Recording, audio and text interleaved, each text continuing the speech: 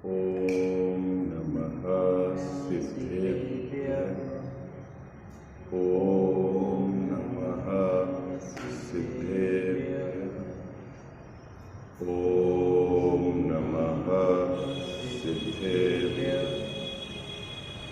ओंकारबिन्दुसंयुक्तं नित्यं ध्यायन्ति योगिनः कामदं मोक्षदं चैव। ओंकाराय नमो नमः। मंगलम भगवान वीरो मंगलम गौतमो गणी मंगलम कुंद कुंदार्यो जैन धर्मोस्तु मंगलम। सर्वमंगल मांगल्यम सर्वकल्याणकारकम प्रधानां सर्वधर्माणां जैनं जयतु शासनम। जैनं जयतु शासनम। जैनं जयतु। इस भवतरु का मूल एक जानहु मिथ्या ताको कर निर्मूल करिए करिए। जय बोलो देव शास्त्र गुरु की जय।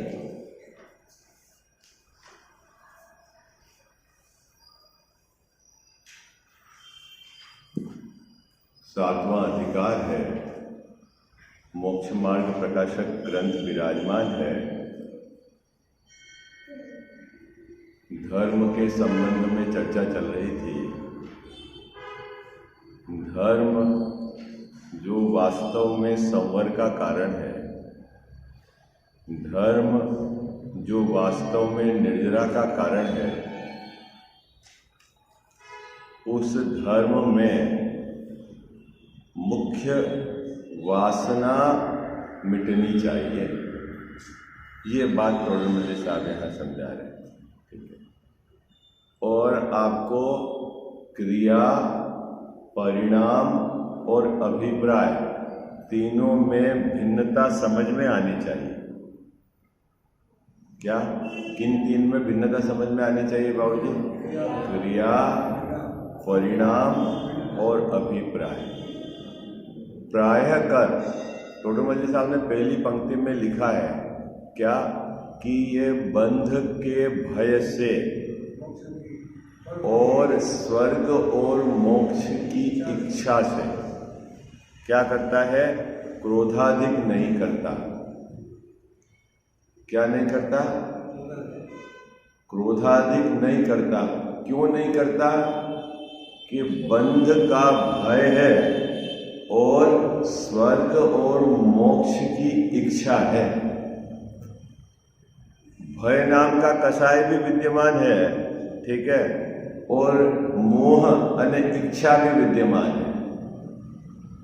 इसका मतलब है इस पंक्ति से ये अर्थ ये पकड़ में आ रहा है कि एक कसाय को किसी दूसरी कसाय के कारण उसने रोक दिया, लेकिन कसाय का अभाव नहीं हुआ, है ना।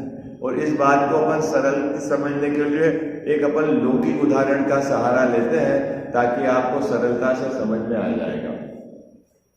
एक ही डिपार्टमेंट में क्या दो व्यक्ति नौकरी कर रहे हैं, ठीक है। एक के पास काम ऐसा है जिससे पब्लिक का संबंध है, डील है, और दूसरे व्यक्ति के पास काम ऐसा है जिससे पब्लिक का कोई डील नहीं है, ठीक है। अब जिस व्यक्ति के पास पब्लिक से डील है उसको रिश्वत भी मिल रही है, और जिस व्यक्ति के पास पब्लिक का डील नहीं है उसको रिश्वत नहीं मिल रही है। यदि अपन देखा जाए, बाहर से देखा जाए, तो जिसको रिश्वत नहीं मिल रही है वो रिश्वत नहीं ले रहा है, मिल ही नहीं रही है तो नहीं ले रहा है, और जिसको मिल रही है वो ले रहा है। अभी प्रश्न यह है कि जिसको मिल नहीं रही है क्या वास्तव में वो ईमानदार है? प्रश्न अपना ये है। बात पकड़ में आ रही है आपको? क्या प्रश्न भैया? बात क्यों? प्रश्न यही है, टोडरमल साहब ने यहाँ अभिप्राय की भूल मिटाई है। क्या बाबूजी? जिसको मान लो रिश्वत मिल ही नहीं रही है, ठीक है, और वो बोले कि नहीं साहब हम तो अपना काम ईमानदारी से करते हैं, तो उसकी ईमानदारी का पैरामीटर क्या है? ईमानदारी का पैरामीटर क्या है कि बाहर में इस प्रकार का उसको अवसर ही नहीं है। लेकिन टोडरमल साहब ने ये बात बहुत सुंदर केंद्रित की कि भैया तेरे को बाहर में अवसर है या नहीं है, इससे ईमानदारी की पहचान नहीं है। क्या इससे ईमानदारी की पहचान नहीं है? क्योंकि अवसर मिलना भी तो उदयाधीन है। बात पकड़ में आ रही है आपको? क्या बाबूजी कौन रिश्वत लाएगा? आप बोलोगे हमने तो आज तक 1 रुपया का पैसा, अरे भाई आपके पास पावर ही नहीं थी तो आप क्या पैसा खाओ? मुद्दा बात पकड़ में आया है ना? आपको कोई रिश्वत लाके दी नहीं किसी ने, तो आप क्यों रिश्वत लो? तो आप अपनी ईमानदारी की डिंगे हाँकते हो, किसके आधार से डिंगे हाँकते हो? कि मैंने आज तक कोई पैसा लिया ही नहीं। अरे भाई तेरे को अवसर ही नहीं मिला। मुद्दा तो ये था कि अवसर मिलता और तू नहीं लेता। बात पकड़ में आई? क्या मुद्दा क्या है? मुद्दा क्या है भैया? अवसर मिलता और तू नहीं लेता तो अपन बाबूजी समझते हैं अवसर ही नहीं मिला है उसके आधार से। और दूसरी बात टोडरमल साहब ने तो उसमें भी और धार दी है। क्या धार दी है? कि यदि तुझे अवसर मिला है, क्या कोई ने रिश्वत लाके दी है लेकिन तू डरा हुआ है कहीं से डरा हुआ है कि अगर पकड़ में आ जाऊंगा तो मेरी नौकरी भी जाएगी, पेंशन भी जाएगी और सब, इससे तो भैया नहीं लेना। तो टोडरमल साहब कह रहे हैं कि उस भय से भी यदि तू रिश्वत नहीं लेता है तो भी तू अभी सच्चा ईमानदार नहीं है। क्या बात कर रहे हो? क्यों है? क्यों भैया क्यों ईमानदार नहीं है सच्चा? भाई देखो पहली कंडीशन तो क्या है बाबूजी? जिसको रिश्वत मिली ही नहीं वो अपने को ईमानदारी का डंका, वो बोले पीठे, क्या बोले मैं ईमानदार, तो बोले अभी रुक जा, तेरे को तो अवसर ही नहीं मिला। अवसर मिलता तब पता चलता कि कितना ईमानदार है। दूसरा, उस किसी व्यक्ति को अवसर मिला लेकिन वो डरा हुआ है ना, नौकरी चली जाएगी, ठीक है ना, मतलब दबंग नहीं बोलते, अपनी भाषा में क्या बोलते हैं? दबंग नहीं है, जो होगा देख लेंगे ऐसा नहीं। बोले अरे नौकरी है, सरकारी नौकरी चली जाएगी, अपने इस मगजमारी में नहीं पड़े। आजकल कोई भी रिकॉर्ड कर लेता है, कोई भी कर लेता है। इस डर के कारण क्या करता है बाबूजी? वो रिश्वत नहीं लेता है, वह भी ईमानदार नहीं है। गजब की बात है। क्यों? क्योंकि उसने रिश्वत भय के कारण नहीं ली है। तो फिर ईमानदार कौन है? कि जिसकी वासना मिटी है। ईमानदार कौन है? जिसकी वासना मिटी है, जिसकी श्रद्धा में उसके प्रति इष्टपना का भाव मिटा है, वह ईमानदार है। आई बात समझ? कौन ईमानदार है? हाँ, तीन पक्ष हो गए ना। एक तो अवसर ही नहीं मिलना बाबूजी, एक तो अवसर ही नहीं मिलना, वो तो उदयाधीन। एक अवसर मिलने पर भय के कारण नहीं लेना है, लेकिन वासना तो पड़ी है, नहीं पैसा हो तो बढ़िया, तो वो भी ईमानदार नहीं है। तीसरा ईमानदार कौन है? कि जिसके वासना मिट गई। मुद्दा बात पकड़ना है। यही बात टोडरमल साहब ने यहाँ पर उठाई है। इस धर्म कहां से शुरुआत होगा? धर्म कहां से शुरुआत होगी बाबूजी? जब वासना मिटेगी, क्योंकि धर्म की शुरुआत सम्यक दर्शन से है। किससे है शुरुआत? सम्यक दर्शन से है। और सम्यक दर्शन में मिथ्या अभिप्राय मिटता है। क्या होता है? मिथ्या अभिप्राय क्या है कि पर देखो इष्ट अनिष्टपने में बहुत संयोगों में इष्ट अनिष्टपना मानना एक एंगल है, निमित्तों में इष्ट अनिष्टपना मानना वो भी एक एंगल है। क्या समझना, संयोगों में इष्ट अनिष्टपना मानना, निमित्तों में इष्ट अनिष्टपना मानना और विकारी भाव रागों में इष्ट अनिष्टपना मानना। जहां जहां इसका इष्ट अनिष्टपना पड़ा है मतलब मिथ्या में, अभिप्राय में मिथ्या पड़ा है। क्या कहा, फिर से कठिन हो गया, ढाल ज्यादा एकदम तेज दे दी मैंने ढाल, ऐसा तो नहीं। क्या बात कही मैंने बाबूजी, संयोगों में इष्ट अनिष्टपना पड़ा हुआ है। ठीक है, पहला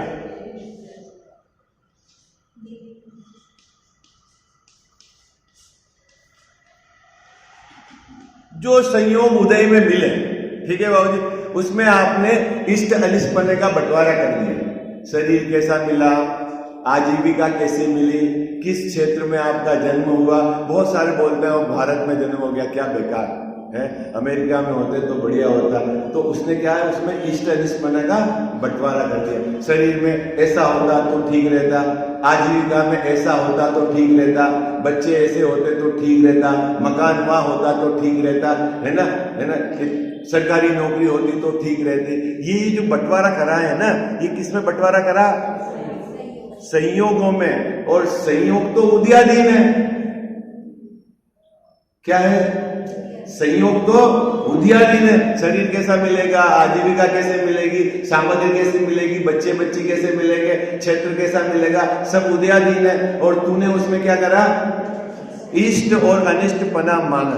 पहले तो नंबर का संयोगों में इष्ट, दूसरे निमित्तों में।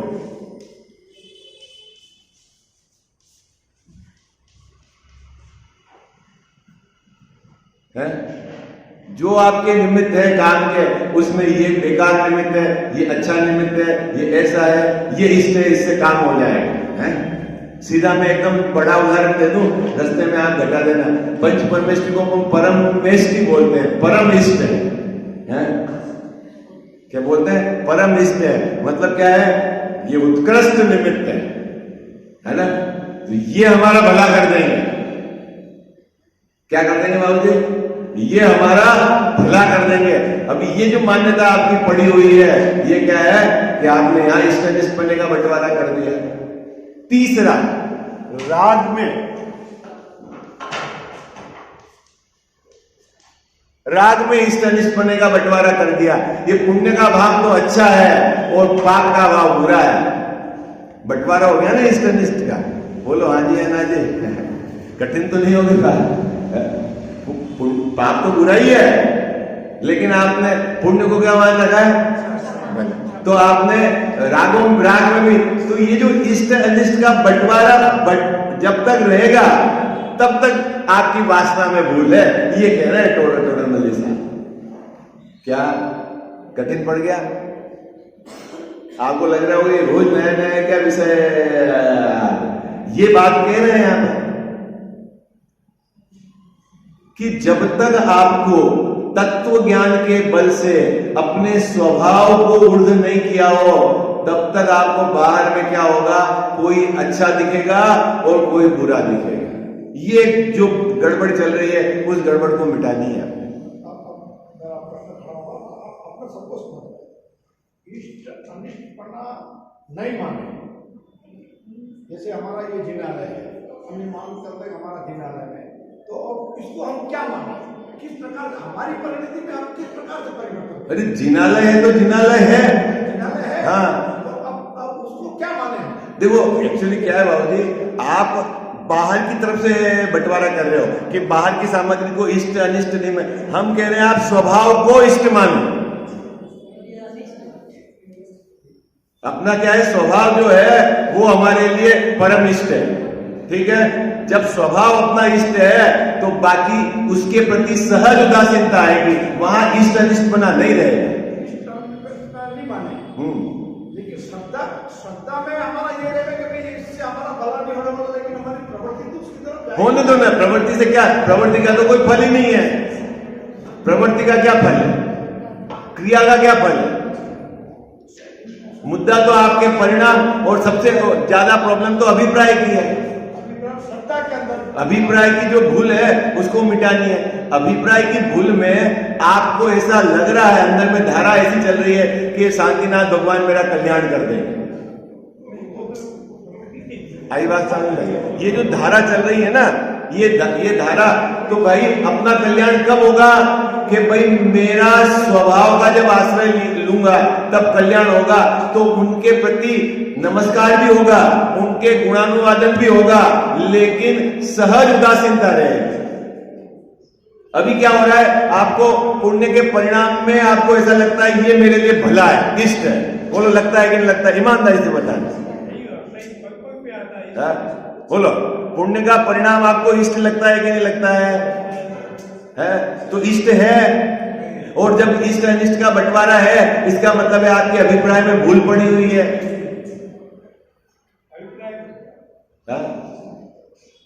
क्या? तो साहब हम यदि भूल सुधार देंगे तो पुण्य का परिणाम नहीं होगा? नहीं, वो तो भूमिका अनुसार होगा। अभी अपने को वासना मिटानी है। श्रद्धा के अंदर हाँ, अपने अभिप्राय में जो वासना पड़ी हुई है वो मिटानी है। भूमिका अनुसार राग आएगा, लेकिन उसके प्रति सहज उदासीनता होना एक अलग बात है, और उस राग में किसी राग को अच्छा मानना और किसी राग को बुरा मानना वो अलग बात है। दो तरह के बंटवारे हो गए।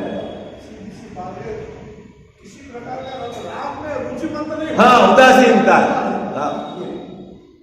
आई बात? जैसा आप अभी ग्रस्त हैं, व्यापार कर रहे हैं, ठीक है, अब आपको पुण्य के उदय के अनुसार बाहर में सामग्री मिलेगी। अब उस सामग्री में एक तो सहज उदासीनपना होना और एक उस सामग्री से इष्ट अनिष्टपना मानना, ये दो प्रकार का विभाजन है। आई बात समझ में? अब ये सहज उदासीनपना कैसे आएगा? तो यहां टोडरमल जी साहब कह रहे हैं कि तत्व ज्ञान के बल से आएगा। मुद्दा है किससे आएगा? अभिप्राय की वासना कैसे मिटेगी? कि तत्व ज्ञान के बल से मिटेगी। आपको व्यवस्था, वस्तु व्यवस्था का श्रद्धांत सम्यक होगा तो आपको उधर का जोर नहीं रहेगा, ये कह रहा है। अभी तीन बात हो गई लौकिक दृष्टि से भी। एक तो ईमानदार अपने को कौन कहता है कि जिसको कोई पैसा देना आया ही नहीं। भाई आप ऐसे डिपार्टमेंट में ऐसी जगह आपको पोस्टिंग मिली कि कोई रिश्वत लेके आया ही नहीं और आपने पैसे लिए ही नहीं, क्योंकि किसी ने दिए ही नहीं। तो किसी ने दिए नहीं और आपने लिए नहीं, इसलिए आप ईमानदार नहीं हो, क्योंकि ऐसा तो आपको अवसर ही नहीं मिला। और दूसरा, एक ऐसी जगह आपको कुर्सी पे जहां पैसे लेके तो आए, लेकिन आपको अंदर भय था। क्या भय था? कि यदि पैसे लेऊंगा तो मेरी नौकरी चली जाएगी, अब मेरे तो 2 साल ही बचे रिटायरमेंट के, अब अपने को क्या करना। ऐसा करके आपने पैसे नहीं लिए, तब भी आप ईमानदार नहीं हो, क्योंकि आप भय के कारण पैसे नहीं लिए हैं। तो ईमानदार कब हो? कि जब आपको उस पैसे में इष्ट अनिष्टपना का भाव मिटे, तब जाकर ईमानदारी है। बात पकड़ में आई क्या? कितने लोगों को समझ में आ रही है बात? अरे हाँ जी, हाँ ना जी है? नहीं, अगर डर के कारण है, एक तो पैसे में अच्छा पना लगे ही नहीं। हाँ, आई बात समझ में? पैसे में अच्छा पना लगे ही नहीं। आई बात समझ में? ठीक है, मैं तो अपनी जो ड्यूटी है भाई अपना काम कर रहा हूं, मैं उसमें संतुष्ट हूं, ठीक है, वो तो रही बात। लेकिन आप डर के कारण, क्या पता पकड़ा जाएंगे, अब तो 1 साल की नौकरी बची है। आपने बहुत सारे अधिकारियों के मुंह से सुना होगा, अब अपने कोई मगजमारी नहीं करना, क्यों अब साल भर रहे नहीं तो अपनी पेंशन अटक जाएगी। तो भैया तू पेंशन के डर से पैसे नहीं ले रहा है, ईमानदार नहीं है। हाँ, तो उसको क्या कहेंगे? दे तो भला, नहीं दे तो भला, कोई बात नहीं। पर वासना का मिट्टी है, दे तो भला नहीं दे तो भला, वासना तो रही ना। आई बात है बाबूजी, बात पकड़ में आई। 3 पक्ष हो गए। एक तो आपको अवसर ही नहीं मिलना, वो तो उद्याधीन है। किसी ने लाके आपको रिश्वत ही नहीं दी, अपन सब ईमानदारी के ढींगे हाँकते हैं ना, देखो उस नेता ने 100 करोड़ कमा लिए, उसने ये घपला कर दिया, इसने इसमें ये घपला कर दिया। अरे भैया तू ईमानदार है क्या? यदि तू उस पोस्ट पे होता और तेरे को कोई 100 करोड़ रुपए लेके आता और तू अगर उस समय नहीं ले रहा, अभी तो तेरे को चांस ही नहीं मिला है।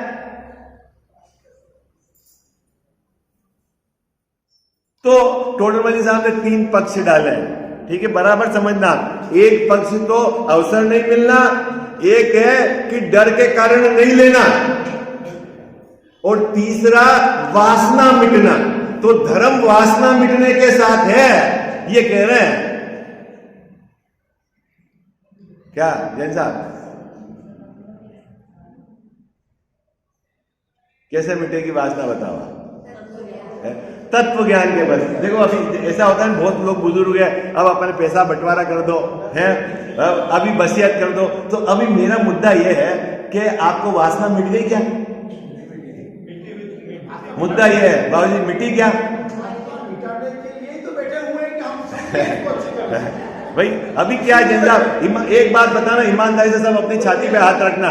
यदि यहां से ऊपर पैसे ले जाने की व्यवस्था होती तो कितने आप अपने बच्चों को और बेटियों को देके जाते?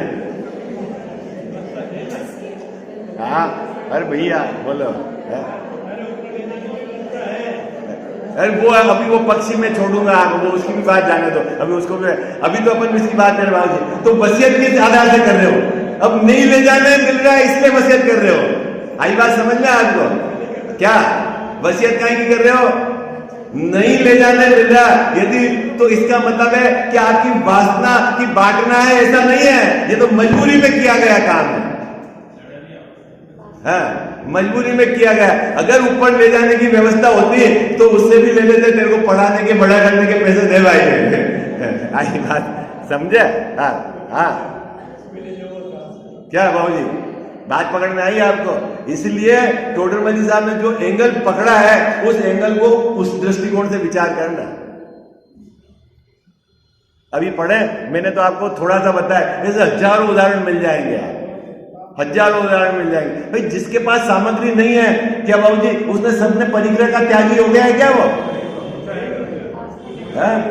नहीं साहब है, अब उस खूब कोशिश कर रहा है लेकिन उदय ही नहीं है तो सामग्री नहीं है। अब घर का मकान ही नहीं बना पाया है, कोई सामग्री नहीं, क्योंकि उसके उस प्रकार का उदय नहीं, और वो डिंगे आते अपने पास तो कोई परिग्रह नहीं, थोड़ा सा भाई रुक जाता। आई बात समझ में? तेरे को अभी सामग्री में इष्टपना मिटा के नहीं मिटा ये बता, अगर मिटेगा तब तेरा धर्म चालू है। आई बात, बाहर में उदय विपरीत है, नई सामग्री है, उससे धर्मात्मा नहीं है। कितने लोगों को समझ में आ रही है? हाँ संजय भाई साहब बात पकड़ में आ रही है आपको?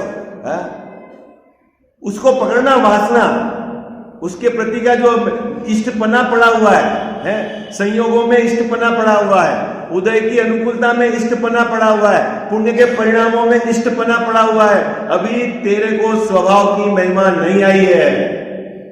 जब तेरे को अपने स्वभाव की महिमा आएगी तो उनके प्रति सहज उदासीनपना वर्तेगा, द्वेष नहीं वर्तेगा,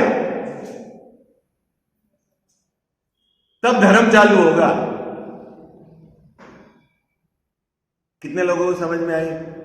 तो धर्म का पुरुषार्थ क्या करना है अपने को?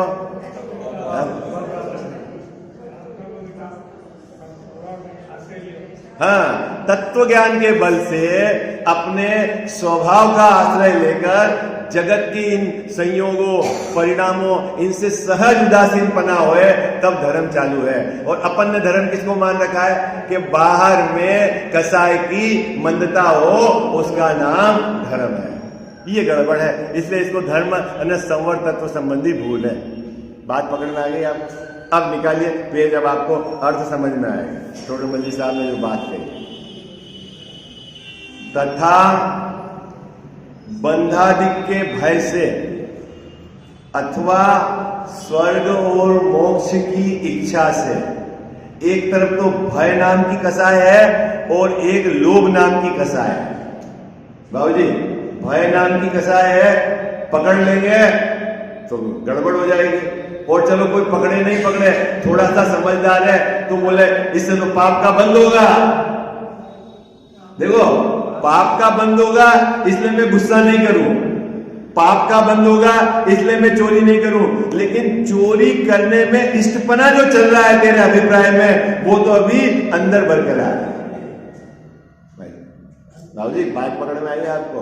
क्या स्वर्ग चला जाऊंगा इसलिए मैं ये खोटे काम नहीं करूं, तो तेरे को अभी स्वर्ग के प्रति इष्टपना है, है ना, इस काम से ये मिलेगा, ये अभी तेरा इष्टपना मिटा नहीं है, ये कह रहे हैं यार। इस बात को समझाने के लिए टोडर मल जी साहब ने उदाहरण भी कैसा प्रस्तुत किया है। अब आप जब भी दुबई जाके आएंगे तो ऐसी बात करेंगे, ओहो टनो बंद सोना खुला पड़ा है, कोई चोरी नहीं करता। क्या बाबू जी, वहां दुकानों पे ताले नहीं लगता। किन दुकानों पे? किन की दुकानों पर बाबू जी? सोने की दुकानों पर ताले नहीं लगते। अपने यहाँ जैसे होली की गुलाल और पिचकारी बेचते हैं ना, कैसा वहां सोना बेचते हैं। अपनी मर्जी से उठाओ, पसंद करो और ले जाओ और बिल कटा के लाओ, कोई चोरी नहीं करता। कितना बढ़िया देश है। तो वहां सब उत्तम, क्या बोलते हैं, सब ईमानदार है क्या वहां पर? हाँ? तो वहां भय है। क्यों भय है? कि अगर पकड़े गए, चारों तरफ कैमरे लगे हुए हैं, पकड़े गए और वहां कानून व्यवस्था ऐसी है कि सीधा गर्दन उड़ेगी, क्योंकि वो कोई प्रजातंत्र वाला देश नहीं है। आई बात समझ में? क्या तो कहने का मतलब है, कब बाबूजी के बाहर में आपको भय भी नहीं हो है और सामग्री खुली पड़ी हो है और उसमें आपको इष्टपना नहीं लगे, तब तो जाके समझ लेना कि आपके धर्म है। आई बात समझ में? क्या अजीत भैया ये कह रहे हैं, और यहां देखो उदाहरण क्या दिया, ठीक है, कोई राजाधिक के भय से अथवा महंत पने के लोभ से जग में मेरी निंदा होगी, लोग मेरे को उच्च मानते हैं, इसलिए अपन इस प्रकार का कृत्य नहीं करें। लेकिन उस कृत्य के प्रति इष्टपने की वासना पड़ी हुई है, कर नहीं रहा है काम। क्यों नहीं कर रहा है? कि वहां महंत पने का लोभ है। साहब मेरी इतनी ऊंची पोस्ट है, अगर ये बात पूरे देश में फैल जाएगी तो गड़बड़ हो जाएगी, इसलिए नहीं कर रहा है। लेकिन उसमें वासना पड़ी हुई है इष्टपने की। वो जब वासना पड़ी हुई है, इसका मतलब है अभी धर्म चालू नहीं है। ये है।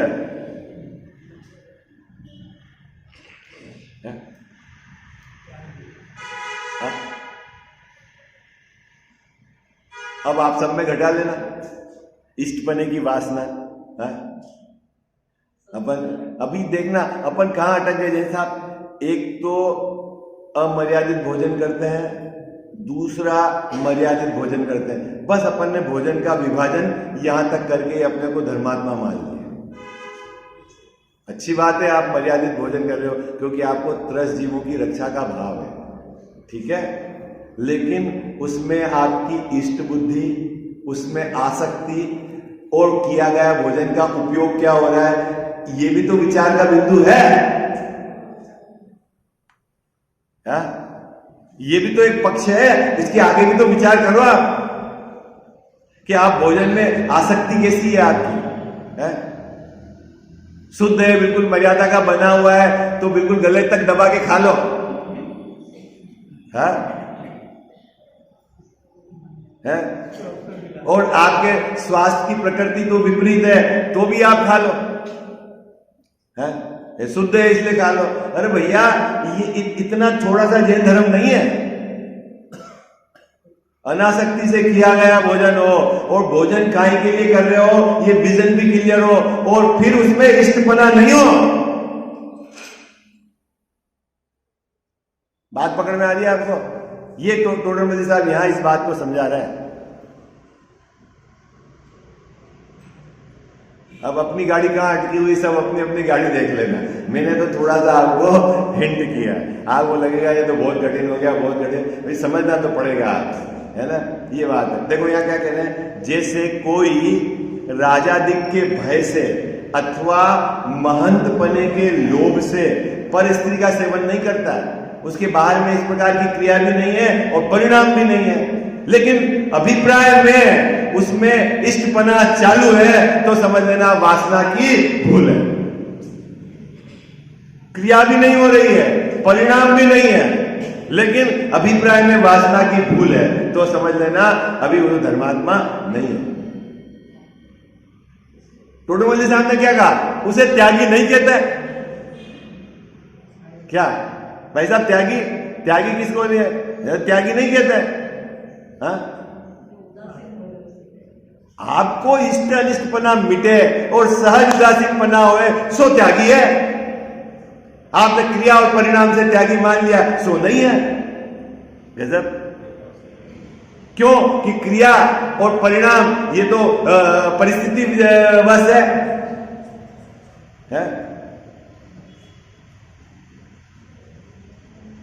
बाबूजी बात पकड़ में आ रही है?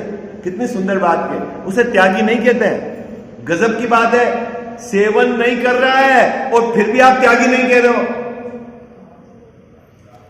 तो कह रहे हैं भैया, हाँ सेवन वो नहीं कर रहा है, ये बात आप सही कह रहे हो, लेकिन क्यों नहीं कर रहा है उसकी भी तो खोज करो। वो डर के कारण नहीं कर रहा है या अपनी इज्जत खराब हो जाएगी इसलिए नहीं कर रहा है, लेकिन उसकी वासना नहीं मिटी है। बात पकड़ में आई है आपको? और वासना मिटने से धर्म है, अभिप्राय की भूल मिटने से धर्म है। आई बात समझ में? पहली पंक्ति उन्होंने सिद्धांत बताया और फिर दूसरी पंक्ति में लौकिक उदाहरण दिया, इससे आपको वासना पकड़ में आ जाएगी। आई बात समझ? क्योंकि बहुत लोग वासना को नहीं पकड़ सकते, क्रिया पकड़ में आती है और परिणाम पकड़ में आता है, लेकिन अभिप्राय की भूल समझ में नहीं आती। तो इसलिए टोडरमल जी साहब ने ये उदाहरण दिया। तो साहब क्रोध तो नहीं करा उसने, क्या जैन साहब आप अभी यहां सभा में मेरे को गाली दोगे, ठीक है, और मैं यदि गुस्सा नहीं करता हूं, क्यों नहीं करता हूं कि देखो रोज तो मैं यहाँ प्रवचन कर रहा हूं और यदि मैं गुस्सा कर दूंगा तो लोग कहेंगे हो पंडित जी भी ऐसा करते हैं। तो मैंने क्या करा, अपने महंत पने के कारण गुस्सा नहीं करा, लेकिन आपके द्वारा दी गई गाली यदि मेरे मन में खेद उत्पन्न करती है तो इसका मतलब है कि अभी वासना की धूल पड़ी हुई है। गाली नहीं, मैंने कुछ नहीं किया, इससे मैं महंत नहीं हूं। पूजा में बोलते हो गाली सुन मना खेद न आनो, क्या बोलते हो आप पूजा में? क्या बोलते हो पूजा में बाबूजी? बोलते ही है, गाली सुनकर गाली नहीं दी उसमें कोई दम नहीं है। खेद नहीं है भाई, गाली सुनकर गाली नहीं दी। अभी ऐसा होता है कि आप बहुत पावरफुल आदमी हो, आपका बहुत बड़ा वर्चस्व है, आपने मेरे को गाली दे दी और मैंने सोचा मैं छोटा आदमी हूं, इसका मैं कुछ बिगाड़ सकता नहीं, अभी इसका तो मैं चुप रहा, तो मैं कोई उत्तम क्षमाधारी नहीं हूं। क्यों क्यों साहब आपने गाली तो कुछ नहीं दी? अरे भैया, तो वहां उन्होंने पूजा लिखी ना ध्यानदत्त राय जी ने, तो उन्होंने क्या लिखा? गाली सुन मन खेद न आनो। गाली सुनकर गाली नहीं दे, गाली सुनकर झापट नहीं मारे, उसकी तो बात में दम नहीं है, वो तो परिस्थिति बस ऐसा करता भी है। आई बात समझ में? क्या? लेकिन खेद नहीं होना, खेद नहीं होना मतलब क्या? ये बुरा है, मेरे को उसने बुरा, ये भाव आपका नहीं हो, सहज उदासीनता हो, तो समझना कि आप उत्तम क्षमाधारी हो। समझ में आया? और बहुत लोग ऐसे होते हैं, अभी कुछ नहीं दे रहे लोग गाली, अभी 50 लोग हैं, अपना जब मौका आएगा तब देख लेंगे। तो वो उत्तम क्षमाधारी है क्या बाबूजी? मौके की तलाश में, तो वो जो है ना, वो है ना, क्रोध सड़ गया है ना, सड़ गया जैसा। अभी तो आपने ली लिया, लेकिन सड़ गया। सड़े हुए क्रोध को क्या कहते हैं पता है आपको? है क्या? बेर। हाँ, क्या बाबूजी?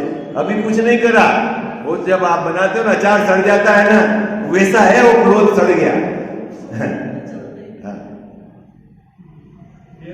बेर हो गया, देख लूंगा मजा तो तब है बाबूजी कि आपको गाली दे और आप सहज उदासीन हो, उसने खराब किया, ये उसने गलत बोला, ये भाव भी नहीं आ रहा है।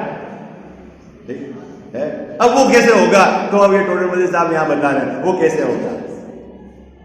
वैसे ही यह क्रोधादि का त्यागी नहीं है, तो कैसे त्यागी होता है? देखो, पदार्थ अनिष्ट इष्ट भाषित होने से क्रोधाधिक होते हैं। अभी बीमारी पकड़ ली टोडर मल्लिक साहब। इस जीव को गुस्सा कब आता है? इस जीव को गुस्सा कब आता है?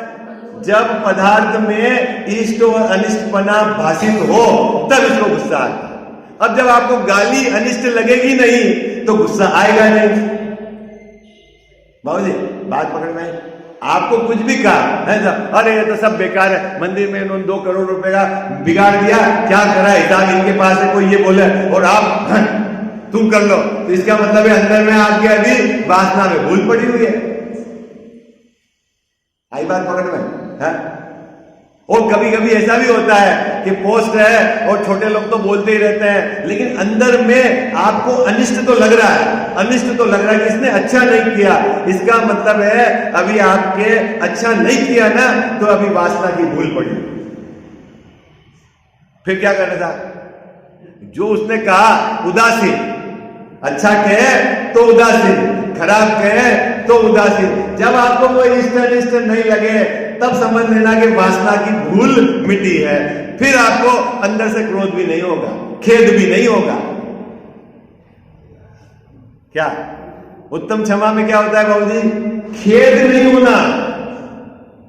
वो पंक्ति बोलते आप, गाली सुन मन खेद न आनो, गुण को अवगुण कहे। आप में है तो गुण जैसा और अवगुण कह देवे तो भी खेद नहीं आना चाहिए। अभी तो है अवगुण और कोई अवगुण कह दे तो देखो साहब, अरे इनके लोग इतने लोगों के सामने कहना पड़े, कह दिया आपने, अरे भाई तेरे में ये प्रॉब्लम थी कि नहीं, तो भी अभी उसको अच्छा नहीं लगता है? कि पूजा बोल देते हो कि अर्घ ऐसे ही चढ़ा देते हैं। बाबूजी कुछ पंक्ति विचार करते हैं कि नहीं करते हैं? क्या कहा वहां पर उस पंक्ति में कि गुण है आप में और सामने वाला बताए अवगुण, और बताए तो आप गाली नहीं दो, मारो नहीं, ये नहीं, मन में खेद भी नहीं आना चाहिए ऐसा होने पर भी।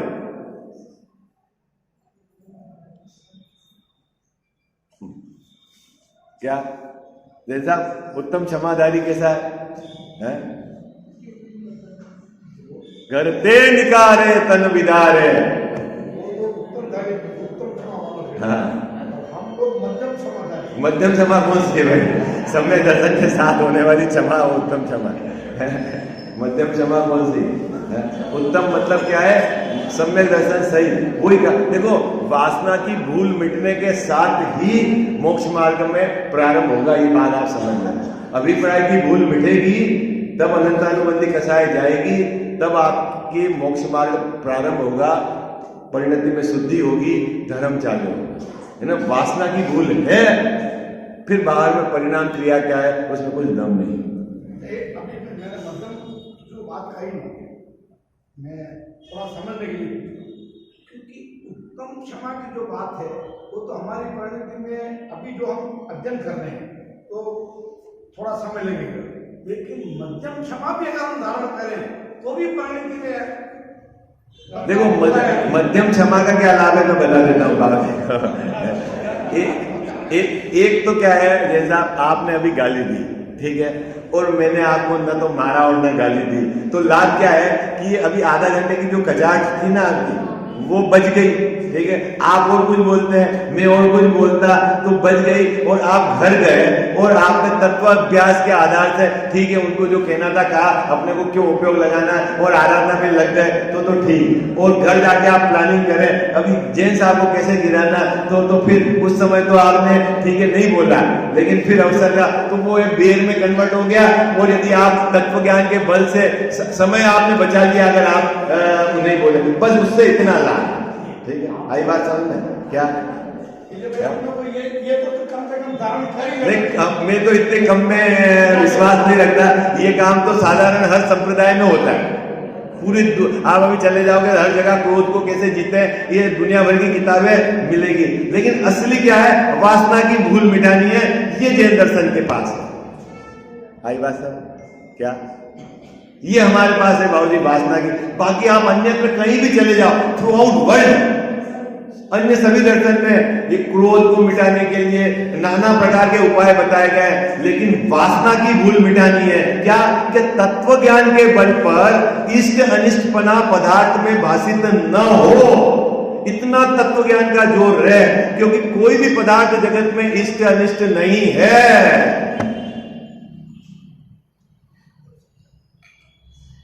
संजय जी भाई साहब, पदार्थ के कारण राग नहीं और स्वभाव के कारण भी राग नहीं, ये बात बैठ जानी चाहिए। क्या बाबूजी, क्या बाहर में सामग्री है तो राग करना पड़े, राग होता है ऐसा नहीं, और मेरे स्वभाव का आश्रय लूंगा तो राग होगा ही नहीं, तो आप समझना कि फिर राग क्या है, वो आपकी कमी है एक समय की, सामग्री है तो राग है ऐसा नहीं। कितने लोगों को समझ में आ गई? मैंने कठिन बात बोल दी। स्वभाव का राग, स्वभाव के आश्रय से राग नहीं, और सामग्री के कारण भी राग नहीं। आपकी बात समझ आई? कठिन हो गई कठिन हो गई। क्या कहा फिर से? स्वभाव के कारण भी राग नहीं, मेरे स्वभाव का आश्रय है और स्वभाव उसके कारण भी राग नहीं, और बाद में संयोग ऐसे है इसलिए राग करना, क्या करे, बच्चा है तो राग करना ही पड़ेगा, ये ऐसा है तो राग करना ही पड़ेगा, दुकान है तो राग करना ही पड़ेगा, ऐसा भी नहीं। उसके आश्रय से भले उधर की तरफ लक्ष्य जाके जीव स्वयं राग करता है और उसको बाहर में लक्ष्य करता है, तो लेकिन सामग्री है और आपको राग करना पड़े ऐसा नियम नहीं। आई बात समझ में? हाँ, क्या बहुत जने बोलते क्या करें, पत्नी है बच्चे हैं तो कैसे घर छोड़े, भैया जितने छोड़े सबके पत्नी बच्चे थे। आई बात समझ में? क्या उनके कारण तू घर में नहीं रुका हुआ है, तो जैन साहब किसके कारण रुका हुआ है? अपने स्वयं के राग के कारण। किसके कारण रुका हुआ है बाबूजी? हाँ, बीमारी कहाँ है वहां पकड़ना, दूसरों पे आरोप मत मरना। क्या देखो यहां क्या कह रहे हैं, तत्व ज्ञान के बल से कोई इष्ट अनिष्ट भाषित न हो तब स्वयं ही क्रोधाधिक नहीं होते हैं। गजब की बात है। अब आपको कोई सामग्री इष्ट अनिष्ट लगेगी नहीं, फिर जैसा कोई सामग्री जाए या आए या कोई सामग्री मिला रहा हो या घटा रहा हो, आपको क्रोध नहीं होगा, क्योंकि सामग्री में इष्ट अनिष्टपना मिट गया। गजब की बात है भाई साहब है। अब वो जो बनारसी दास जी ने ना चौथे नंबर के चोर को खुद उठा के टोपला ले गए, भाई उठा देर से, इतना क्यों माल भर लिया तेरे, जब तो अकेला ही नहीं उठा पा रहा, ले चल मैं उठा लेता हूं। क्यों? क्या बल था उनके? बल क्या था? ये सामग्री में इष्ट अनिष्टपना नहीं था और विशेष प्रकार की स्थिरता थी। आज बात समझ, कब एक वासना मिट जाए और स्थिरता नहीं हो तो कभी कभी राग हो जाता है, लेकिन वासना मिटे और स्थिरता भी हो तो तब उस आदमी क्या सामग्री तो सामग्री में है, उसका परिणाम स्वतंत्र है, उसके कारण मेरे को लाभ नहीं, उससे मैं बड़ा नहीं, मैं तो अपने में परिपूर्ण हूं। अभी देखो जोर चला हुआ है, अभी तो बहुत कठिन हो गया है। हमने तो ऐसा धर्म सुना ही नहीं था। आप तो कोई उपवास बता दो, व्रत बता दो, माला गिना दो, वो तो साहब आप कर ही रहे हो, उसमें कोई मुद्दा तो ये है तत्व ज्ञान के बल से क्या करना है बाबूजी अपने को, इष्ट अनिष्ट पना भाषित न। विशेष चर्चा पर कल करें।